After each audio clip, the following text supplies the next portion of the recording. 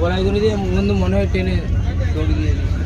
Live করা অসুবিধা নেই স্যার, পয়সা দিতে হয় না স্যার, গায়ে পাথরে কেটে কষ্ট লাগে আমার। আমরা এমনিতে 30 টাকা নিচ্ছে না, অনেক কষ্ট, মজবুরিতে আমরা 30 টাকা তবে মেনটেনেন্স করতে পারছি সব। ধরলেই বলছে 300 করে জব, মানে মাসে যদি 60 বার ধরে তাহলে মানে আমাকে মানে 6,000 টাকা কি 10,000 টাকা শুধু বালিশ করে গিয়ে আমাকে দিতে হবে।